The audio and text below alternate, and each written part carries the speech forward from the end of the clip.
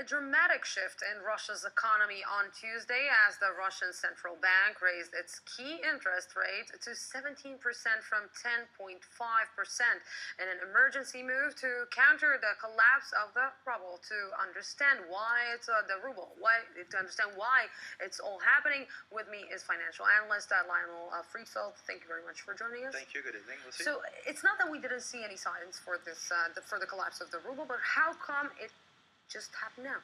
Mainly, you have two key factors. The first one is that 50% of revenues from the Russian state is coming from oil. Okay. The second factor is that 2/3 of Russian exportation is based on oil. So the oil factor is great. The barrel comes from $120 to $60. This explains a lot. The second explanation is basically the international pressure and following the conflict with Ukraine and the sanction against Russia.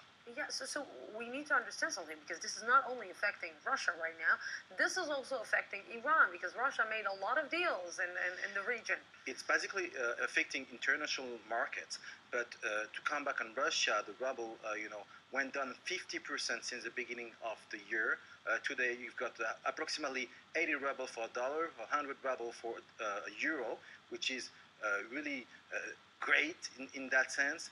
And the central bank, as you mentioned, they raised at the beginning of the year interest rates were 5.5%, and they raised, as you mentioned, to 17% today. They're pouring billions of dollars to support the ruble, the central bank, and also President of Russia saying that he wants all the tax increase to be frozen for 4 years because they want to cut down this fall of the ruble. So who is the one to blame? Is it really the United States the one to blame for this? I mean, it's very difficult question to answer. It's international market. You've got the OPEC. You've got different players. Basically, one clear answer to that is Russian economy wasn't enough diversified. It was based on 50% on oil.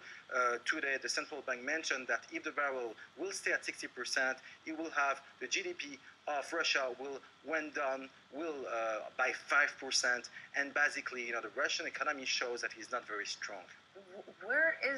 What is the president of Russia going to do right now? What is Vladimir Putin is going to do right now? I think they're going to fight back to try to push OPEC members and to increase the price of international market, all of the oil also. But it also gives the President Putin an idea that an economy cannot be based only on oil. If 50% of the state is based on oil, it's not enough diversified.